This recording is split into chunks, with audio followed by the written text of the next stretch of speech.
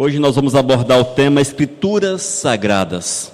Mas as Escrituras Sagradas, irmãos, a nossa Bíblia, nosso livro de fé, nosso manual de fé e prática, não é isso? Nós que somos servos do Senhor, cristãos evangélicos, nós cremos que toda a revelação de Deus está contida aqui dentro. Nós não temos um livro extra, nós não temos outro livro para auxiliar a este aqui. Tudo que nós queremos saber a respeito daquilo que é de Deus está dentro desta palavra, dentro desse livro. A nossa vida é pautada aqui dentro. A Bíblia é o nosso único manual de fé. Nela nós encontramos todas as informações necessárias para uma vida segundo aquilo que Deus quer, uma vida amparada nas mãos do Senhor. Nela nós temos todos os passos, como deve ser, como não ser, como portar, como não portar, como agir, como não agir. A palavra de Deus traz a revelação. Mas um fato interessante, irmãos, é que nós não podemos olhar para isso aqui e enxergar como livro sagrado. Sim, devemos enxergar porque realmente o é. Mas se eu jogá-lo para cima, ele não vai pairar lá em cima, ele vai cair. Porque se você não ler, se você não abrir esse livro e lê-lo, e se você não estudar, meditar nessa palavra, valor nenhum tem para nós, ou para outra pessoa qualquer. A palavra de Deus só é sagrada, só é verdadeira, só é viva quando ela está aberta e quando nós estamos lendo-a. Porque a partir desse momento, o Espírito Santo de Deus traz a revelação aos nossos corações. Não adianta eu colocá-la, por exemplo, em cima de uma mesa aberta no Salmo algum, ou em outro texto qualquer, não vai trazer bênção para a minha casa. Não vai abençoar a minha casa, gente.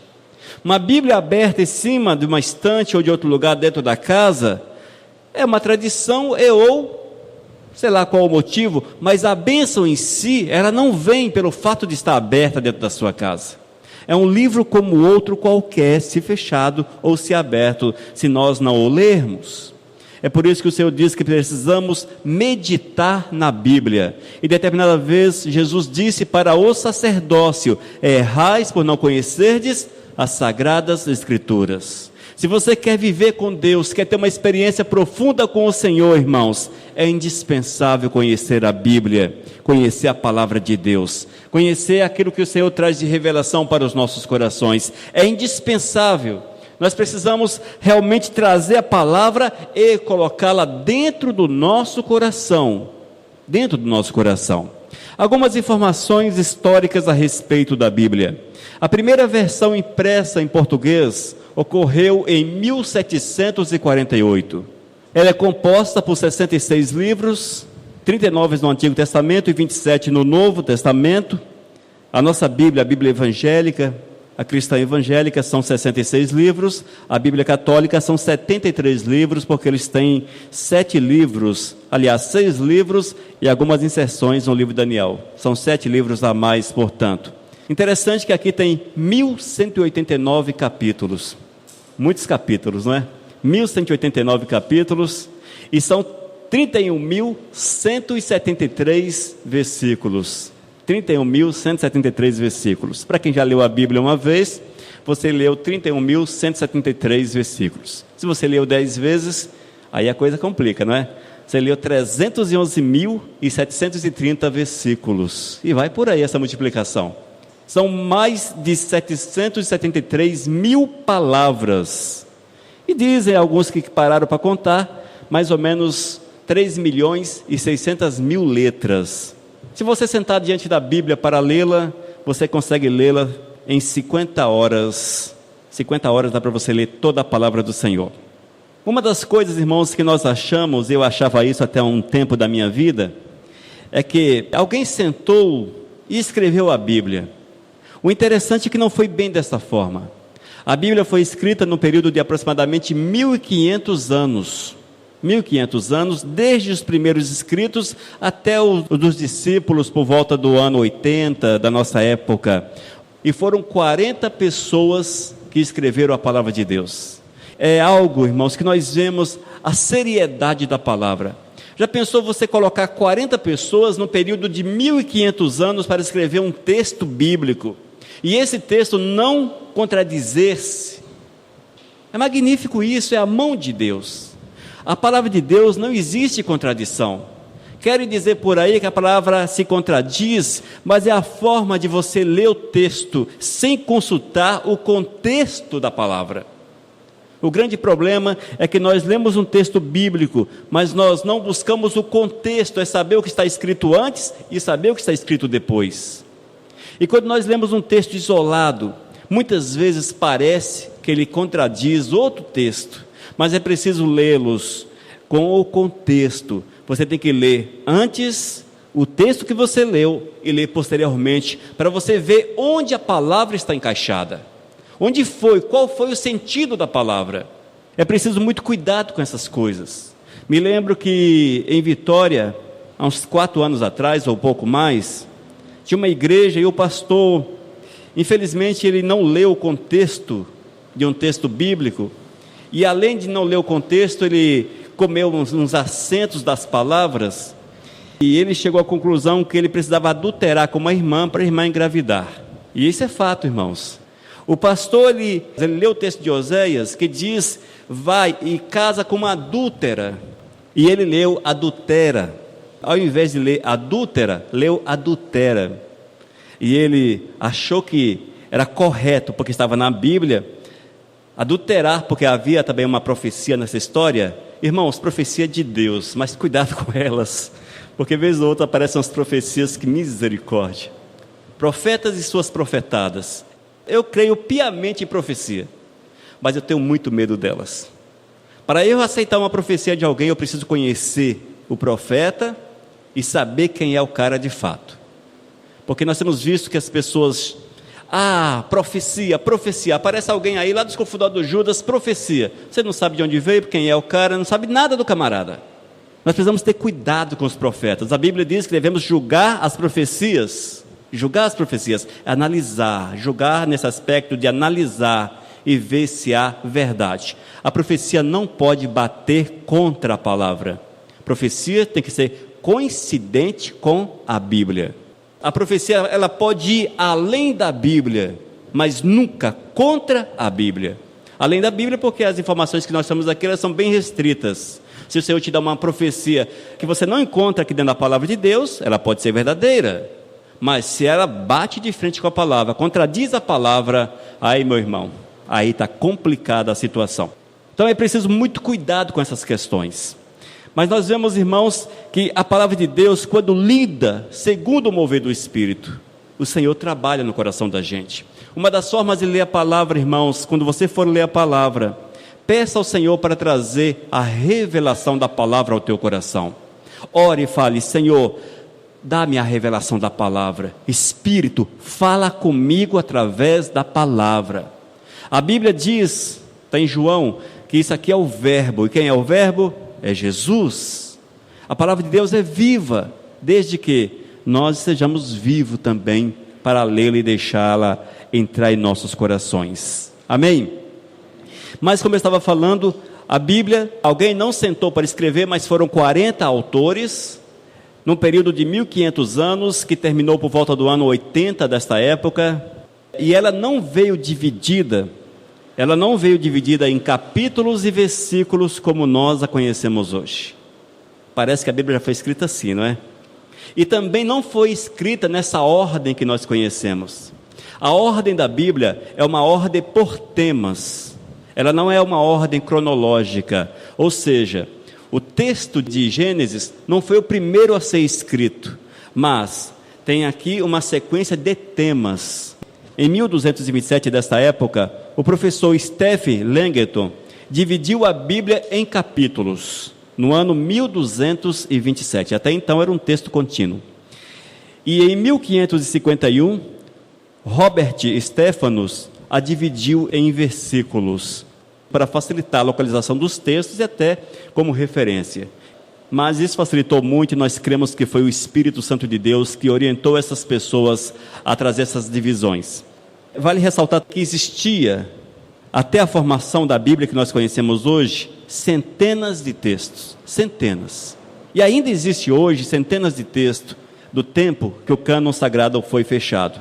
Mas houve um concílio, esse eu não anotei as datas aqui, mas houve um concílio que algumas pessoas selecionadas, elas reunidas, estudaram todos os textos que tinham em mãos, e eram muitos, e separaram aqueles que eles viam que tinham a inspiração divina e aqueles que não tinham a inspiração divina, e assim foi feito o cânon sagrado. Como nós falamos antes, aqueles 7 livros que a Bíblia Católica tem, esse concílio não os considerou inspirados pelo Senhor, mas como valor histórico apenas. Por isso que eles não fazem parte. A Igreja Católica posteriormente os integrou à sua Bíblia, mas ele tem um valor histórico, mas não tem, conforme esse concílio, a inspiração de nosso Senhor e Salvador. Amém, amados? Essa é a parte histórica da Bíblia, muito resumido, porque se fôssemos entrar, aí era uma semana falando só dessa parte histórica, enfim. Mas eu creio que deu para os irmãos ter uma noção de como a Bíblia surgiu, como foi formado o cânon sagrado. A palavra de Deus, até o ano de 1500 aproximadamente, ela era escrita manualmente. A imprensa foi inventada no ano de 1500 por Gutenberg. O primeiro livro que ele imprimiu foi a Bíblia. E até então, a Bíblia era manual, era um livro extremamente caro, e a igreja da época matou muita gente porque tinha a Bíblia. Era um negócio meio complicado, não dá para entender algumas situações, mas ter a Bíblia era algo perigoso. Você não podia ter a Bíblia. E aqueles que tinham dinheiro conseguiam comprar a preço de ouro uma versão da Bíblia, mas se a igreja descobrisse que você tinha essa versão, você era perseguido, era uma situação muito complicada. Irmãos, a Bíblia, ela é inspirada pelo Senhor. O que é inspiração? A inspiração, queridos, é que as pessoas que a escreveram foram direcionadas pelo Espírito Santo de Deus. Nós cremos piamente nisso. Davi, por exemplo, quando sentou para escrever alguns dos seus salmos, ele estava escrevendo, sim. Ele sabia que aquilo ia fazer parte de uma Bíblia, não fazia nem ideia do que era a Bíblia, quanto mais ia fazer parte da Bíblia. No entanto, os seus textos tinham a direção do Espírito Santo de Deus. O mesmo ocorreu com Mateus, com João, com Lucas e vai por aí. Todos eles foram direcionados pelo Espírito Santo. Alguns receberam do Senhor a revelação. João, por exemplo, ao escrever Apocalipse, ele recebeu lá em Patmos a revelação de Deus para escrever todo o Apocalipse. Ele viu, teve visão e escreveu no papel. Alguns, como os evangelistas, eles narraram aquilo que conheciam, eles experimentaram aquilo, vivenciaram aquilo. Outros ouviram de terceiros e escreveram aquilo que ouviram. Tanto, irmãos, todos esses textos foram direcionados pelo Espírito Santo do Senhor. O Apocalipse, vale a pena ressaltar, é um livro inspirado pelo Senhor, com certeza ninguém tem dúvida disso, é inspirado, mas nós precisamos ter muito cuidado com as interpretações escatológicas ou apocalípticas. É preciso muito cuidado, porque nós temos vivido dias, irmãos, em que há uma série de correntes escatológicas. O que é escatologia? É a ciência que estuda as coisas do fim. Há uma série de teólogos que escrevem um tanto de coisa segundo o seu entendimento.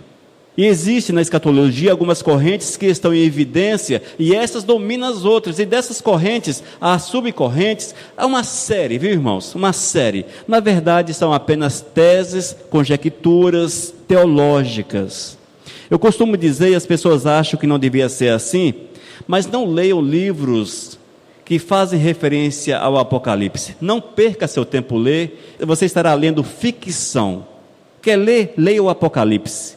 Mas todos os livros, Apocalipse explicado, versículo a versículo, etc. Aí são tantos os títulos, milhares e milhares de títulos, as pessoas gostam disso, não é? Gostam de ler sobre Apocalipse, milênio, arrebatamento, volta de Cristo, essas coisas todas. Aí você encontra na literatura evangélica centenas e centenas de títulos. Minha sugestão para vocês, não leia. É ficção. É entendimento teológico, é conjectura, é tese, porque a Bíblia não te dá uma direção clara como será as coisas do fim para você escrever. Eu entendi isso, escrevi, vai ser desta forma. E é muito comum nós vermos em igrejas pastores pregando escatologia como se fossem verdades inquestionáveis. Mas não são, irmãos, são apenas teses. Ah, mas e o livro? Não, o livro é real, a interpretação que é errada. Aí que está o problema. Se nós pegássemos hoje os livros escatológicos que existem no mercado, você vai descobrir que todos eles estão aparados numa corrente teológica. Amilenismo, pós-milenismo, pré-milenismo, e vai por aí, são tantas. As pessoas escrevem com base nessas coisas. Mas a Bíblia não te dá nenhuma referência de como será a volta de Cristo, a não ser que Ele voltará nas nuvens e ponto final. Não falará como será o arrebatamento. Se você tem uma música que diz que tem 2 no campo, a Bíblia diz a respeito disso, mas não da forma que está na música. Ninguém sabe como será isso aí. A Bíblia diz que seremos arrebatados. Como? Faça a menor ideia e ninguém sabe também. Ninguém sabe, gente. Não tem quem sabe. As pessoas pensam que sabem. Então nós não podemos nos prender a essas questões escatológicas. Quer ler alguma coisa? Leia a Bíblia. Quer ler o Apocalipse? Peça ao Senhor para te trazer a revelação. Ele vai falar ao teu coração. Mas eu creio que o Apocalipse não foi revelado ainda, mas chegará o tempo que nós vamos lê-lo e vamos entender de uma forma muito clara como entendemos o restante da Bíblia. Amém? Espero que os irmãos não me entendam mal ao falar a respeito dos livros escatológicos, mas é uma questão teológica e realmente esse é o fato. Se vocês estudarem um pouquinho a respeito disso, vocês vão descobrir que todos estão falando a respeito de teses escatológicas. Eu estudei teologia, eu conheço muito essa questão aí, é uma questão muito melindrosa, irmãos. Muita coisa com pouco fundo bíblico, Mas como eu disse antes, a Bíblia ela é inspirada por Deus. 2 Timóteo capítulo 3,16. O apóstolo Paulo diz: toda a escritura é inspirada por Deus e útil para o ensino, para a repreensão, para a correção e para a educação na justiça, a fim de que o homem de Deus seja perfeito e perfeitamente habilitado para toda boa obra. Nós cremos na Bíblia, irmãos. Cremos na Bíblia? Cremos, não é verdade? E o apóstolo Paulo diz o quê? Toda a escritura é inspirada por Deus. Se o apóstolo Paulo afirma isso, não deixa-nos dúvida. Acabou a dúvida, gente. Acabou a dúvida. Mas por que eu estou falando isso, irmãos? Eu sei que aqui no nosso meio, é um meio seleto aqui, glórias a Deus, pessoas que creem no Senhor, não há tanto esse problema. Mas é muito comum nós ouvirmos pessoas falarem assim: eu creio em Deus, no diabo eu não creio não. Eu creio nos céus, mas inferno? Você acha que Deus vai mandar um filho dele para o inferno? Você já ouviu falar as coisas mais ou menos parecidas com isso?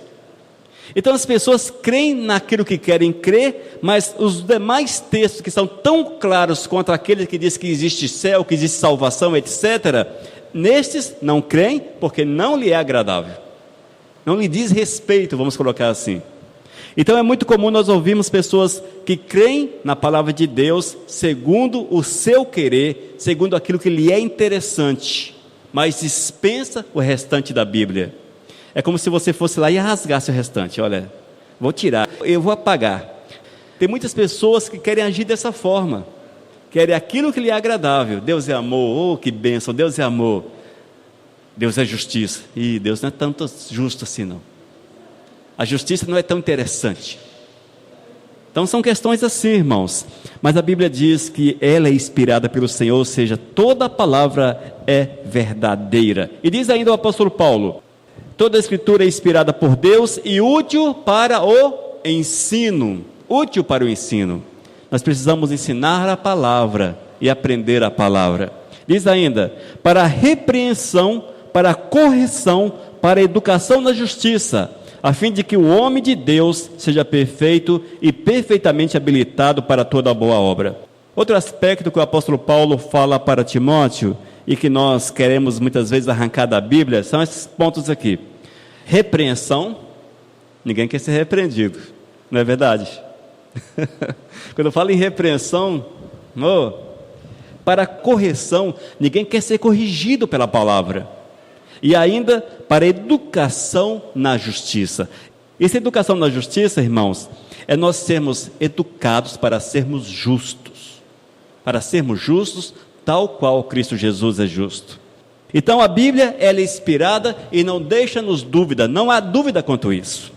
Mas ainda diz que ela é inspirada pelo Espírito Santo. A palavra de Deus ainda vai de forma mais clara. 2 Pedro, capítulo 1, versículo 21.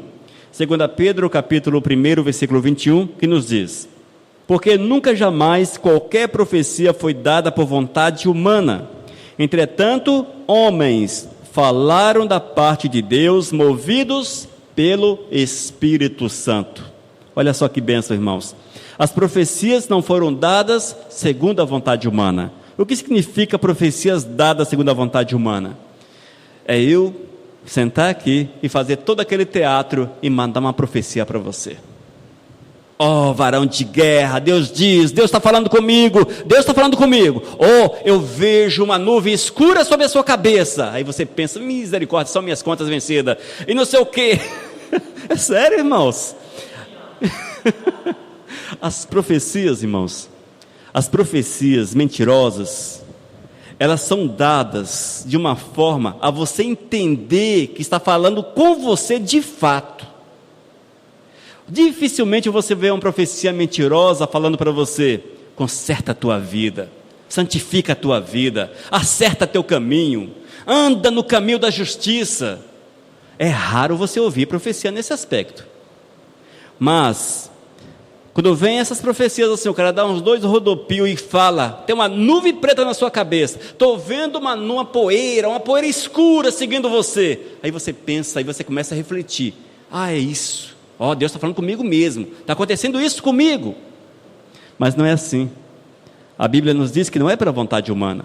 E sem contar, irmãos, as profecias que eu conheço, por exemplo, o Derivaldo, ou alguém chega para mim e fala: aquele camisa vermelha, amarela, laranja, ô misericórdia, camisa laranja, né? Aquele camisa laranja, ele faz isso, faz aquilo outro. Tem muito isso, gente. Tem muito isso. Aí o cara lá na frente olha para você e fala: olha, Deus está me falando que você está fazendo assim, agindo assim e agindo assim. Irmãos, o negócio é perigoso. É perigoso, gente. É sério, não é brincadeira não. Uma vez eu estava numa igreja, apareceu um daqueles mini pregador, um menino de aproximadamente 8, 9 anos, que faz sucesso. Como diz o pessoal, a crentaiada pira, os crentes piram. E esse menino veio com uma palavra tão interessante, tão pesada, e umas palavras que eu tinha que pegar um dicionário para descobrir o que era que ele estava falando. Ou seja, o que é que faz-se com a criança? Coloca ele diante de um DVD do Silas Malafaia, por exemplo, e ele fica ali horas e horas com os trejeitos do Silas, com a palavra do Silas, até decorar aquilo. Tem pessoas que têm facilidade em decorar. Decora aquilo, irmãos, a igreja vem abaixo, maravilhada. Vontade humana, gente. Uma criança de 8, 9 anos, o vocabulário dela é mas bem contido. Como é que uma criança vem com o vocabulário daqueles que você vê que é muito técnico no campo da teologia, ou uma palavra assim muito complicada que você não a usa no seu dia a dia? Uma palavra assim muito de pastor, aquela coisa de pastor assim. Tem alguma coisa equivocada na história, não é? E ainda você dá aquela freada tradicional e fala: Deus está me falando. Deus está me falando agora. Irmão, isso também é uma enganação muito grande, esse lance de Deus está me falando agora. Aí você coloca a mão assim. Já ouviram o cara colocar a mão assim? Fala a Deus. Fala a Deus. Misericórdia, até me arrepia, viu, irmãos? Profecias dadas por vontade humana, irmãos.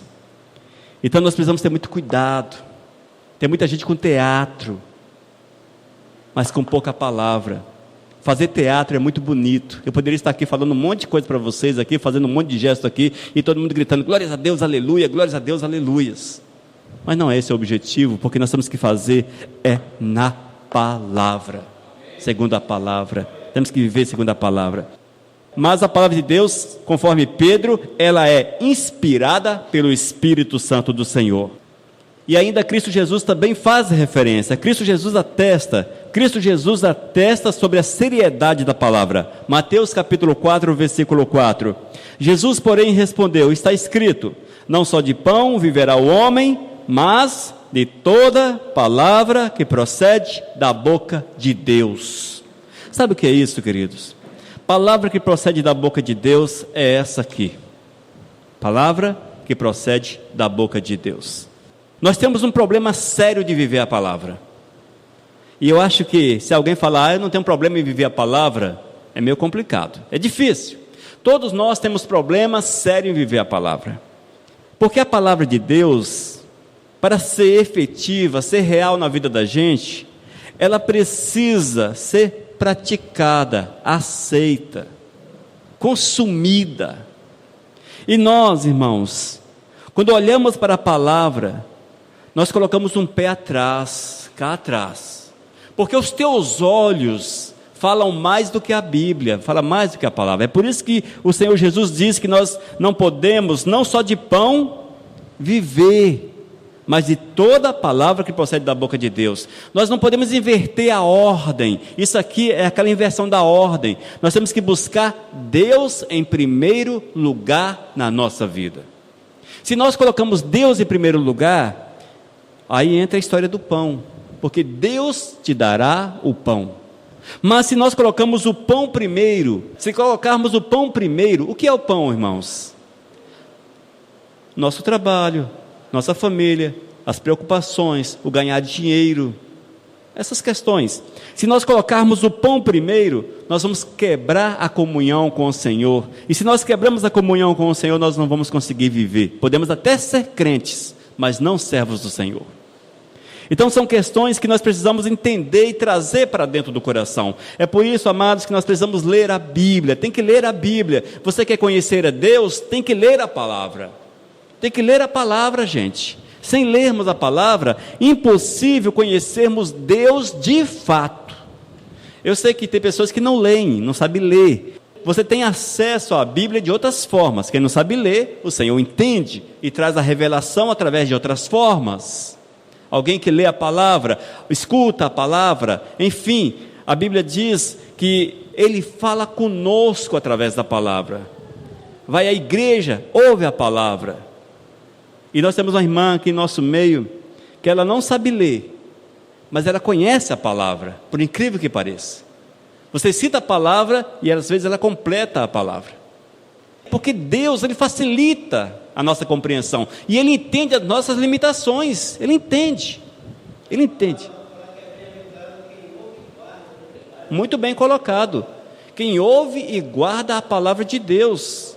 Então ela entra também através não só dos olhos, mas também dos ouvidos. Isso nós estamos fazendo aqui, a palavra está entrando através dos ouvidos, não é? Através dos ouvidos.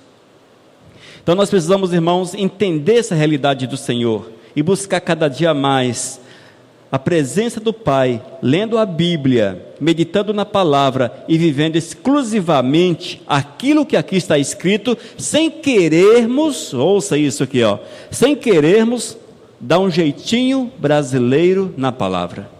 Muitas vezes nós lemos a Bíblia, li o texto aqui, misericórdia, esse texto. Mas Deus sabe quem eu sou, Deus sabe, não é? Deus sabe que eu sou humano, Deus sabe disso, Deus sabe daquilo, Deus sabe. Aí você encontrou o jeitinho brasileiro, você se justificou diante de Deus, se justificou, Deus sabe, ponto. Ou seja, eu não vou cumprir porque Deus sabe o porquê que eu não estou cumprindo. Eu só quero falar para vocês o seguinte, amados, o texto bíblico diz que Deus é justiça. Sabe o que significa que Deus é justiça? Deus é justiça significa que Ele não erra, Ele não pode ser injusto. Nós colocamos o amor em primeiro lugar. Deus é amor, e todo mundo fala que Deus é amor, mas o primeiro nessa ordem é: Deus é justiça. A justiça de Deus vem primeiro, ela é a estrada, ela abre a estrada, e o amor vem na sequência. Pelo amor que Deus tem para conosco, Ele não pode ser injusto. Ou seja, dá um exemplo aqui bem prático para vocês. Eu torno-me uma pessoa muito má mesmo, e morro no meu pecado. Aí você olha para meus 50 anos atrás e você fala: poxa, mas ele foi um cara tão gente boa, ele teve uma vida tão íntegra, olha só, olha a vida desse camarada, que vida boa. Mas nos últimos meses de vida dele, ele virou um bicho, virou um negócio aí. Mas Deus entende. o amor de Deus para com ele. Ele fez tanta coisa para Deus. Então, amados, aí é onde entra a justiça do Senhor. O Senhor é justo comigo até onde eu sou justo com Ele. É assim que funciona. Se eu torno-me injusto com o Senhor, eu estou debaixo do amor dEle, mas também debaixo da justiça dEle. Ou seja, eu vou arcar com as consequências que na Bíblia estão escritas com relação aos atos errados. Eu posso viver 50 anos na presença do Senhor, mas se eu morrer no pecado, eu vou para o inferno, literalmente. Aí os 50 anos atrás, e não serviu, não é acumulativo. Eu tenho que vencer dia após dia, dia após dia. E a Bíblia diz, basta cada dia o seu próprio mal. Exatamente esse. Então é assim, irmãos, vamos viver um dia após o outro. E amanhã? E amanhã?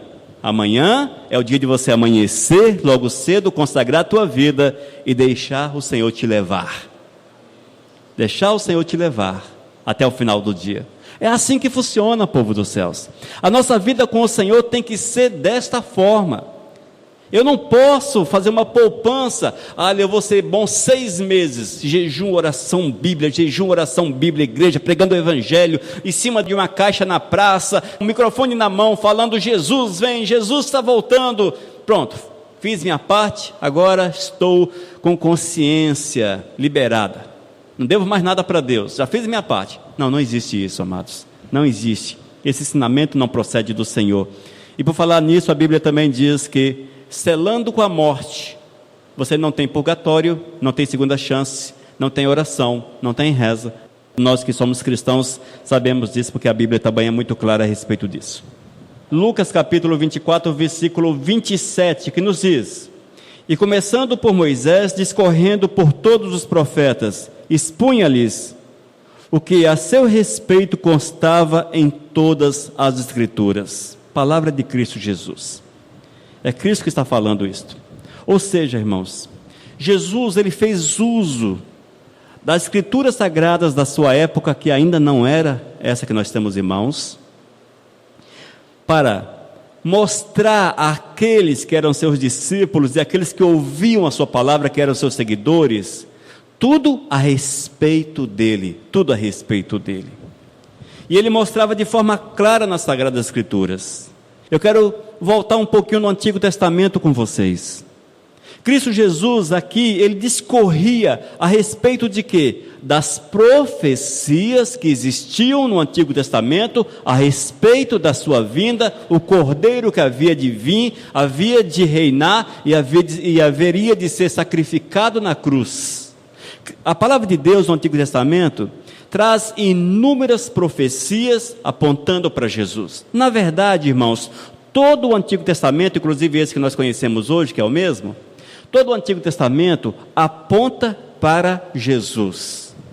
Nós temos visto em nossos dias que as igrejas estão levantando as festas, tabernáculos, primícias, colocam na frente da igreja a Arca da Aliança, colocam um candelabro, entre outras coisas mais relacionadas ao Antigo Testamento. Quando você vai para o Novo Testamento, você vê que aquilo passou, aquilo já não tem mais efeito, aquilo já não serve mais. Inclusive Jeremias capítulo 3, versículo 16, ouça só o que o Senhor fala, através do profeta Jeremias, com relação à Arca da Aliança. Há uma sede da gente por símbolos. O cristão evangélico, ele gosta de símbolos. Aí as igrejas, nesses últimos tempos, essa última década, elas estão apelando para a Arca da Aliança. Quase todas as igrejas você vê uma Arca da Aliança, lá no lugar reservado, e as pessoas olham por aquilo ali, nem toca porque é santo. Ou coloca um candelabro ali na frente, ou parte para as festas, é festa da primícia, é festa disso, ou festa daquilo, ou vai para a Páscoa, e ainda o Natal, que não tem muito a ver conosco. Mas vamos lá, Jeremias capítulo 3, 16, que fala a respeito da arca. Ouça só o que o profeta diz: então, quando vocês se tornarem um povo numeroso naquela terra, ninguém mais falará a respeito da Arca da Aliança. Vocês não pensarão mais na arca, nem lembrarão dela, não precisarão dela, nem farão outra. Nem farão outra. Hoje temos visto que as pessoas apagaram esse texto e a Arca da Aliança está aí cada dia mais santa. Sabe o que significa isso, irmãos? Idolatria. Literalmente, viu, irmão? Do ano passado foi inaugurada uma grande igreja em São Paulo. E essa igreja fez um misticismo meio que judaico-cristão. Fez uma mistura. Conseguiu levantar uns sacerdotes com peitoral, com 12 pedras, como era no Antigo Testamento. Fizeram uma arca da aliança, menorá, talite, quipar, todas essas coisas relacionadas ao Antigo Testamento. Fizeram uma arca muito bonita, colocaram no andor, entraram no templo carregando aquilo. Meu amado, só a misericórdia de Deus, viu, queridos? Só a misericórdia do Senhor. Nós não encontramos um texto bíblico sequer que dê uma pequena base para aquela prática. É bonita? É bastante emotiva, traz emoção? Sim, traz, porque nós somos aquela história de Israel, você liga assim, você fica emocionado, Israel, aquela coisa toda. É uma forma teatral bonita? Sim, teatro bonito, aquela coisa assim. E a Bíblia? Zero. Não tem a Bíblia. Porque, irmãos, não é mais para nós. Tudo isso convergiu em Jesus, fechou em Jesus. Jesus é o nosso Cordeiro Pascal, por isso que a Páscoa não tem utilidade em nossos dias. A Páscoa, e essa do coelhinho e essa do ovo, essa que não existe mesmo. Mas nem mesmo a do Cordeiro, das ervas amargas, etc., não tem mais valor para nós, porque Cristo Jesus foi o Cordeiro imolado. Finalizou essa história de Páscoa. Vale ressaltar, amados, que no passado, você não abria sua boca e falava, Deus me perdoa. Você tinha que levar um cordeiro, um novilho, ou um animalzinho, uma pomba, ou coisa assim, conforme as suas rendas. Você ia até o templo, levava aquilo, ou sacerdote sacrificava aquele animal para perdoar o seu pecado. Era assim que funcionava no Antigo Testamento. Quando Cristo Jesus veio, Ele abriu o caminho. Hoje eu não preciso ir até um sacerdote, nem tampouco vocês virem a mim para confessar seus pecados, porque se vocês fizerem assim, estão anulando Cristo Jesus na verdade. Mas tem que abrir a boca e confessar para o Senhor de forma direta, e isso se aplica em todos os aspectos do cristianismo. Cristo Jesus, irmãos, é tudo para nós. Cristo Jesus é tudo. Os ritos, os rituais, aquela história toda são bonitos, são emocionantes, sim, são bonitos e emocionantes, mas acabou aí, parou nisso aí. E corre o risco de você estar pecando com isso, por incrível que pareça. Ainda corre o risco, e eu creio que as pessoas acabam pecando, porque de certa forma anula o sacrifício de Jesus Cristo. Já pensou? Eu volto lá para trazer, e volto para o passado e trago todos os ritos do Antigo Testamento? Estou anulando Jesus. Para que Jesus veio? Vou para a religião judaica, porque a religião judaica vive especialmente o Antigo Testamento, não aceita o Novo Testamento, ainda espera o nascimento de Jesus Cristo. Vocês sabiam que a Terra Santa, irmãos, de santa ela não tem muita coisa? Lá, mais de 98% da população não acreditam em Cristo Jesus, por incrível que pareça. Mais ou menos 2% são cristãos. Nesse globo de cristãos, estão os católicos, ortodoxos e vai por aí. Uma mistura ali de cristãos. Os demais, amados, estão esperando Jesus nascer. E vive todos os ritos do Antigo Testamento. Então a Terra Santa não é tão santa quanto as pessoas dizem por aí. E não vale muito a pena também a pessoa ficar ansiando, quero ir em Israel, quero ir em Israel. Você não verá nada em Israel. Se você chegar em Jerusalém, por exemplo, a Jerusalém do tempo de Jesus está debaixo de escombros. Alguns lugares 10 metros de escombros, outros 5 metros. Jerusalém foi destruída, construída, destruída, construída, destruída, construída, destruída e construída, e construíram novamente, está lá. Mas o tempo de Jesus não está ali por cima, está enterrado. Se você chegar em Jerusalém, você não vai encontrar uma evidência de Jesus verdadeira. Não existe uma evidência sequer de Jesus verdadeira. Não sabe nem onde Jesus morreu. Onde Jesus nasceu tem uma igreja. Acharam que o local onde Jesus nasceu é aquele local e fizeram ali uma igreja. Mas nada de fato. E os judeus estão ali, eles não creem em Jesus Cristo, mas vivem do nome de Jesus, porque a renda maior de Israel é o turismo, e eles estão ali para vender aquilo que eles não creem. Mas amém? Mas a Bíblia disse que seria dessa forma, e nós vemos dia após dia isso se cumprir diante de nossos olhos.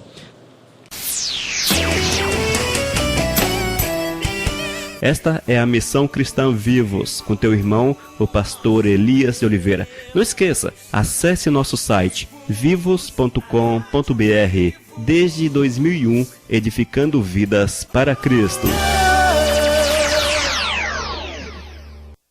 Mensagem número 498.